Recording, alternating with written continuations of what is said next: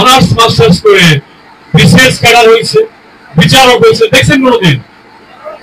Engineer হয়েছে দেখছেন কোনোদিন? ডিগ্রি পাস করে এখান থেকে হয় নাই, বিসিএস ক্যাডার হয় নাই, পুলিশ কর্মকর্তা হয় নাই, বড়জোর কনস্টেবল হইতে পারে, সৈনিক হইতে পারে, কিন্তু ভালো উন্নত মানের কর্মসংস্থান যাদের জিপে 2 পাইলো এসএসসি তে ওই লাইনে তাদের হবে না।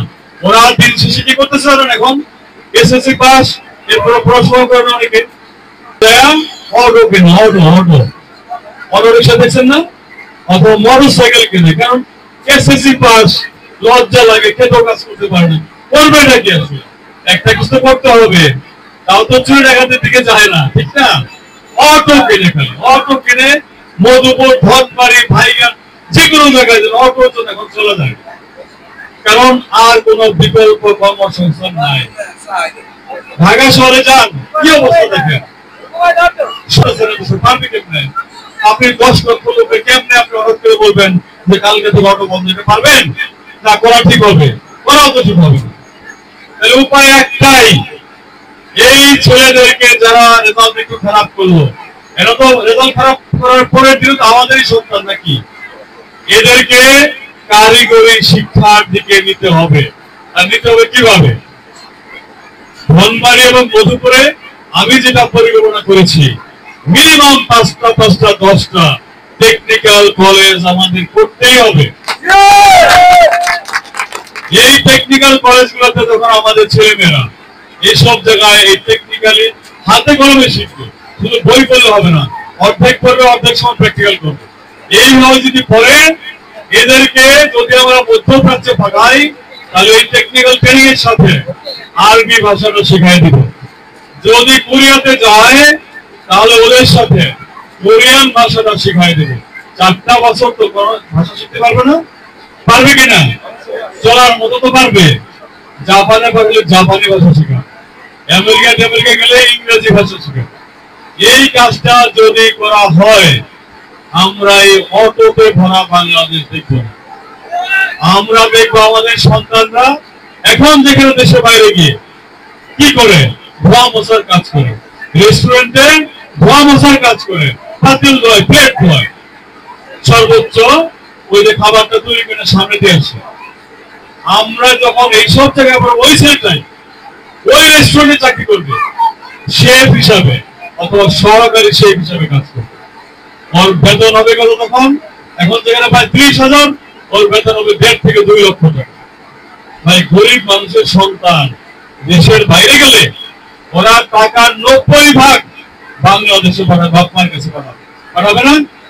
ওই টাকা দেওয়ার পরবর্তী প্রজন্ম দাঁড়ায় যাবে, আমাকে আমার কাছে তারা এখন দেবে হাত পাতে।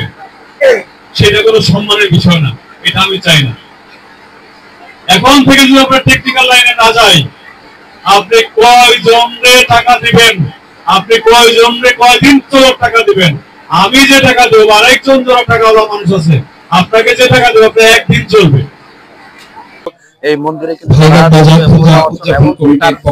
বিভিন্ন ধরনের কিন্তু প্রার্থনা ধন্যবাদ এবং কৃতজ্ঞতা জানাচ্ছি। ইতিমধ্যেই কিন্তু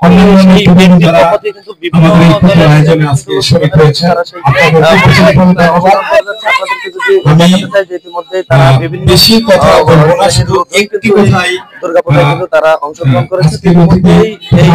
বাংলাদেশ এমনকি সেই পরিস্থিতি তিনি পরিবেশ বিষয়টি যদি আমি কথা বলে জানতে চাই যে আসলে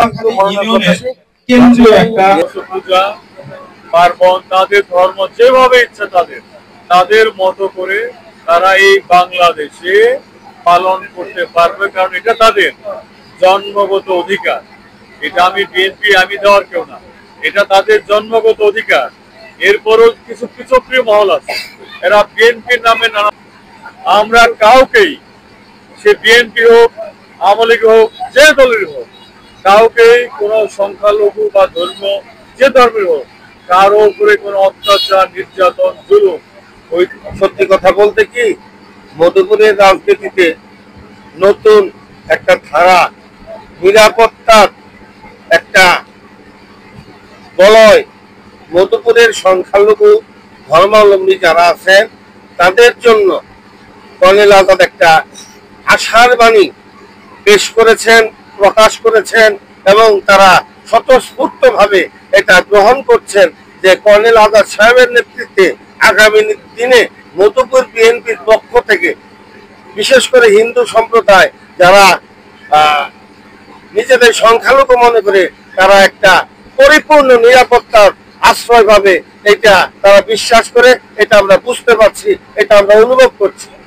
আসলে আপনার এখানে তো মানে অনেক প্রার্থীরা আসছেন, তো আসলে স্থানীয়দের সঙ্গে কথা বলে জানতে পেরেছি যে তারা স্থানীয় প্রার্থীকেই তারা বেছে নিতে চাচ্ছে। আসলে এমনটা আপনারা কেমন সাড়া পাচ্ছেন?